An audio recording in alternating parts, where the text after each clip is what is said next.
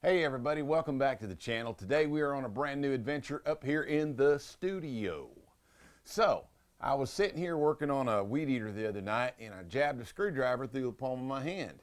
And I was thinking, boy, I need a Band-Aid. So I went down to my first aid kit and got one. Then I got to thinking, I was sitting here thinking, what do you have in your backpack? Do you carry a backpack out into the field? Do you carry a fanny pack, a side pack?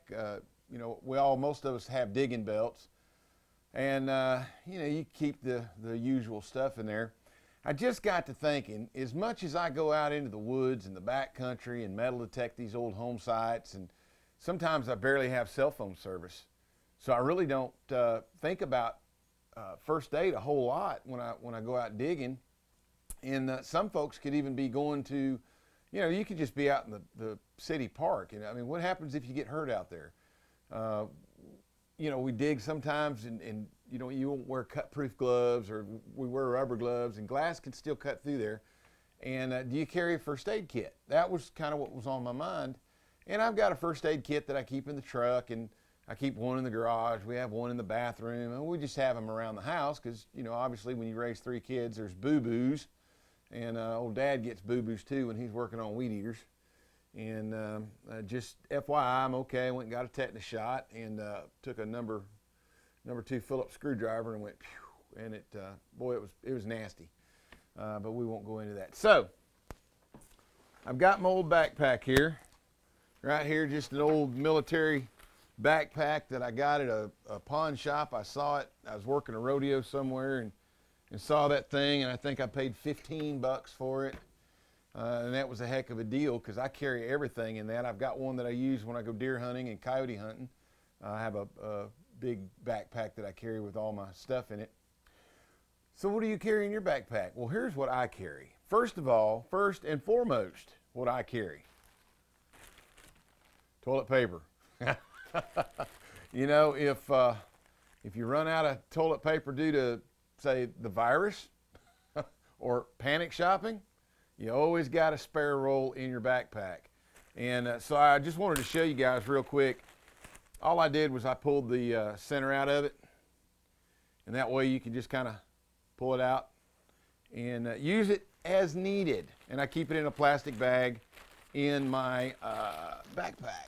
Next, I carry a water bottle. I don't know how many ounces it is. It's almost 30 ounces, I think. But it's aluminum, it's lightweight, and you can keep water in it. A lot of times you might be near a spring or a creek or water faucet or whatever.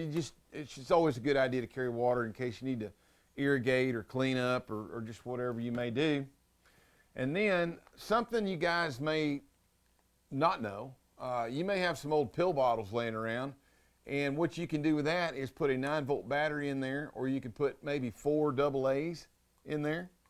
So I carry a 9-volt battery, just an extra one for my pinpointer. I keep one in my Garrett bag that I carry my detector in. I keep one in there, and I keep a pack of batteries, but you don't carry your bag with you when you're out hiking. So I always keep an extra 9-volt battery for the pinpointer, and I keep a couple extra. I actually have the battery holder that goes in the metal detector, and I have an extra set of batteries in there, and I keep them in my backpack. If you don't have a pill bottle laying around, you could take a 9-volt battery and put a piece of tape over the contact. I just put it over the positive side, but you could always wrap it if you wanted to, and that'll do the same thing basically. And all you're trying to do is keep it from hitting something metal and shorting out or causing a fire, something like that. Next, I carry a root saw with me. This is just I've had this thing for a long time, and it's great for cutting roots. It's great if you spend the night out in camp, need some firewood, something like that. And I carry a good knife with me. I always carry a good knife. This is a Mora, a bushcraft knife. It is made out of D2 steel, so it will rust. I have to take it out of my pack from time to time and put a little film of oil on there. But it holds an edge for a long, long time. And for those of you guys that know what I'm talking about here, this is called the spine, in case you don't. This is called the spine. And it's got a 90-degree edge. It's not beveled. It's very squared up and very sharp. So you can use that to scrape tinder, or you can use it for your ferrocerium rod to strike a fire with. And it's just a very, very handy thing to have as an essential. Carry bug spray, carry a light, and this right here is just a little bag full of stuff. I carry some paracord and some bungee cord. This is a retractable hanger with a carabiner on it. Guys, always carry a light with you. I mean, this is just a cheap, inexpensive light. I don't know, it's probably maybe 70 or 80 lumens. It's not real bright, but it's enough to get you off the trail in a situation where you're out in the back country, your cell phone dies, you don't have any contact, you're able to maybe find the trail, but you don't want to walk in the dark. This is a good way to do it, and it'll also signal. So that's very good in case you need help, something like that. It runs off of 3 AAA batteries. So as long as you have good quality batteries in here and you check it maybe once a month to make sure they don't leak, that's perfect to have. And this is a little pouch. I think I got it with a Garrett pack or something one time, best I remember. A couple extra clips and carabiners for tying up stuff if I need it. Another really important thing that I like to carry, this is just me, you don't have to carry one, but I always carry fire with me. For the simple fact that I go out to places that if it gets too dark, I'm going to stay right where I'm at and camp out. I mean, it's just, I've done it 100 times in my life. I've slept in the truck, slept in the bed of the truck, just stayed where I was at. Maybe a rainstorm came, it was too foggy to get home, just whatever. I will pretty much stay where I'm at, and you gotta have fire. This is a ferrocerium rod, and it makes a lot of really hot sparks. And you can carry some tinder with you, some lint. Dryer lint is a very good thing to carry with you to make a fire. If you're a novice at making fires in oddball conditions, it's always good to have you some dryer lint or cotton balls with petroleum jelly on there. That is another subject for another day. It really doesn't pertain to most metal detectors, but that's what I do. I always want to be prepared, survival kind of thing. So I carry all this stuff with me. Now, if you wanted to carry a headlamp, this is a really, really good headlamp. I love this headlamp. It's very bright. It's got several super high beams on there, and it gets super bright. If you're into carrying headlamps, and it's a little bit more expensive, it's a higher end headlamp. So, and you got bug spray, and something I carry in the spring. Now, not everybody is a gun guy. I get it, or gal. I get it. But it's better to have it and not need it than to need it and not have it. So if you're up in the mountains, there are bears up there. They're coming out in the spring, and not that you're going to shoot a bear, but the fact is that worst case scenario, you can shoot up in the air, shoot in the ground, maybe scare it off, scare a predator off, or you may have a wild dog. I mean, there's a lot of animals that will just turn and try to attack. And when you're out in the middle of nowhere, they won't find you. Well, they will find you a couple days later over here, over there, maybe a piece over there. And but I have seen people in trees because of pack dogs, pack animals. Coyotes, not so much. Coyotes won't attack unless you're the last thing on earth to eat and they have nothing. And I mean, coyotes will eat a tin can if they knew they could digest it. They're like a goat. They will adapt and eat anything. The odds of a coyote attacking you, unless you're near a den somewhere and back in the woods, that would be it. If you were near their young, just like a bear would. So this is just a 22. It's a semi-automatic. I don't typically recommend carrying a semi-auto with you out in the woods just because of all the mechanical issues. And you gun guys, you're going to know that. And so you're going to know that those slides, I mean, you really have to keep the gun clean when you're out there digging and getting in the dirt. So it's just a 22 pistol. It's got a 10-round magazine. I carry an extra mag with me. And again, guys, I don't advocate going out there and just shooting every little thing that comes along. But again, it's better to have it and not need it than to need it and not have it. So check your local laws. I have a concealed carry weapons permit, so I conceal carry just about everywhere I go. So I'm used to carrying, and I keep that in my backpack with me at all time. So another thing that I wanted to talk about real quick, I know I'm kind of rambling and getting sideways. So first aid. Do you carry a first aid kit in your backpack? Well, I carry a first aid kit, and it's nothing, it's one I made. I just put it together with some random typical stuff. Guys, you could buy first aid kits at Walmart like this. This is a $15 first aid kit that's got 250 pieces in it, and half of them, maybe 50 of them, you'll never use. So what I did is at one point I had a 20% off coupon at Harbor Freight. These are $14.99. I got this for $11 and whatever the change was. And it's an Apache 550 waterproof case. And it's got a shockproof rubber liner in there, rubber gaskets, and a pressure valve release. And all I did was, most of the stuff I had at home. So let's just go through this real quick, because I know this video is going to wind up being long. So it's triple antibiotic, 88 cents. So you got a case for 11 bucks. And most everybody has Neosporin or something like that at home. So you can go through your home first aid kit, or like the one I keep in my truck, I just take some stuff out of it, Band-Aids and stuff, and put in there. So I have triple antibiotic. I keep tape. This is a bee sting or a sting itch relief stick. And if you get stung by ants or a bee or a tick bite or something, take it off. You can daub it on there and relieve that pain.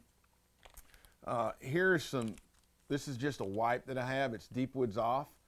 These are the best to carry because they're lightweight. You can put them in your kit. You can put them in your backpack, or you can carry the aerosol. This is a dry type stuff. And then I have sunscreen. That's always something good to carry just in case. If you know you're going to be in the sun, you can put this on your neck. And then burn relief. It'll soothe. If you get sunburned out there metal detecting, this is just a burn relief gel. It's a fast, cool, soothing little packet. I keep a couple of those because you never know when one of your friends you're metal detecting with might wind up getting sunburned really bad and just being terrible pain. So another important thing that I like to carry, this is called artificial tears. It's kind of like eye drops, but you can use it if you get something in your eye. You can use it to irrigate whatever's in your eye. You can irrigate it out, or if you're cut, maybe you have a really bad wound, or you fell down the side of a hill like people do all the time, get skin up. You can use it to irrigate the wound, which is really good. I mean, that's another 80-something cents that you can put in there. This is what another metal detector showed me this, and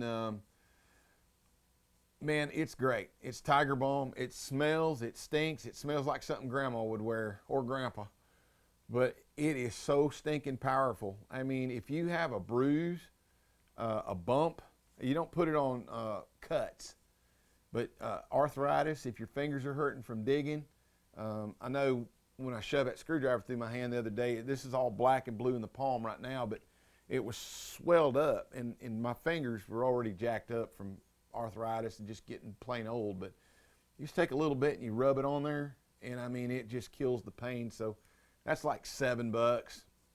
You know, I keep it pretty regular. You know, you can get these trauma shears for little to nothing. They sell them by the dozen for, I mean, they're so cheap. Again, this is made in China. Most everything these days is made in China. It's a shame, but that's the world we live in. These are a few bucks. Here's another interesting thing. There was a sale at Harbor Freight when I had gone down there to get this box, and I had a coupon for these for 39 cents. These are tough shears. They got the little bottle opener on there where you can grab it and twist something, or just cut. Now these are kind of pointy. It'd be kind of, you know, if you're in a hurry to try to rip somebody's clothes off with them, you could stab them, so you got to be careful. But for the most part, 39 cents for scissors, and they fit right in the box. So that's another great thing that you can do if you just think outside the box and look around. Those coupons, they're great. 39 cents at Harbor Freight. You know, and if you used them one time and threw them away, but I use them quite a bit. I've got some downstairs in the garage. I've got them over here on my gun bench. I gave one to a friend. I've got another one that's right here. I just bought a bunch of them. So, you know, you don't have to put a lot of money into these things. You just need to make sure the stuff that you use, you just check it and make sure that it's still good. If it's dried up, buy some new stuff and just add it to it. This is Urgent OR. This is a blood clotter. I don't recommend using this unless it's just life or death, because it'll burn.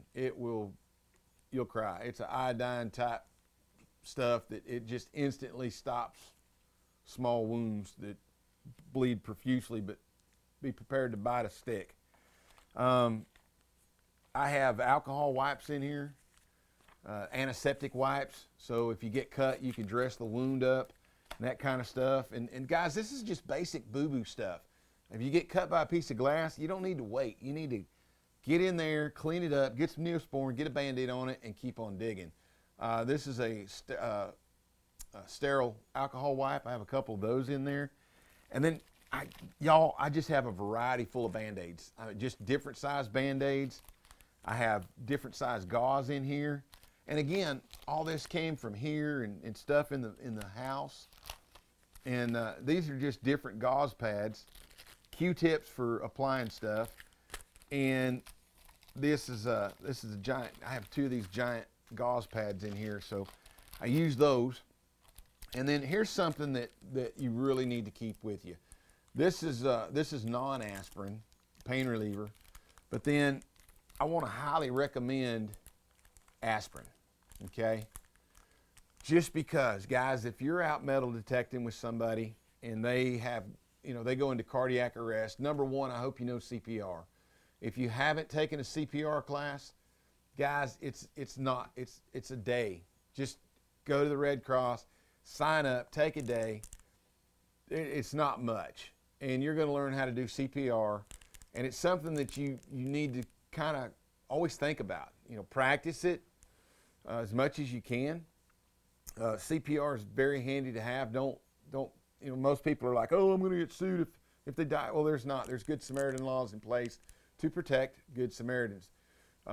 There's mask. I don't have one with me. It's in my work truck. I do have a one-way mask that you lay over the person's face.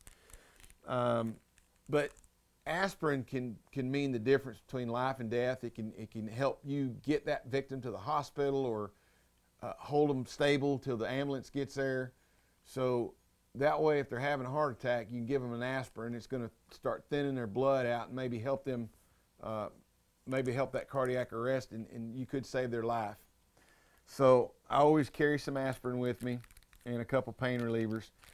And again, now you can build your own kit, which I like doing. I mean, I've got $11 tied up in that, and 80 cents there, 80 cents there, maybe $1.50, and then this was the most expensive thing at $7. Well, that was the most expensive thing, but for ointment, I mean, that's $7, but it's handy to have. It's great to have. Or you can get you a first aid kit. Now, Amazon is full of great trauma kits, survival kits, you name it, they've got it. Maybe that's what you want, but there's going to be stuff in there that you're never going to use. And this one has so many Band-Aids in it that, it's loaded with every kind of Band-Aid you could dream of. The tape, I put the tape in there because it comes with a little small roll of tape that is cloth. It's just not good tape. This is a very, very good 3M durable tape. Now, something else that you guys need to carry, which I had in there, the burn cream. This is an antibiotic ointment. This is burn cream, more aspirin, more Band-Aids. And keep in mind, guys, this stuff has a shelf life, but that's in optimal conditions. If this is sitting out in your car like it sits in my truck, You need to check this periodically. Check the date on them. Make sure they're still in date. Make sure they still feel like they're moist in there. Or maybe just tear one open and check it once a year, because look, you can buy this stuff and you could buy refills for them. It's not hard to get at all. This one came with some wound dressing and some safety pins. It did not come with a bandage. I would recommend getting a big triangle bandage, so you can make a sling or a splint or whatever. This first aid kit has pressure points and just different things. It's got a CPR chart in there. It tells you how to do CPR, and it's got it on for an adult or a child. And it's got some little different information. It's always good. You can find these at the Red Cross, just different first aid guides, basically, is all that is. And this is a cold compress. It's one of those instant ones. You break it and shake it up, and it gets cold.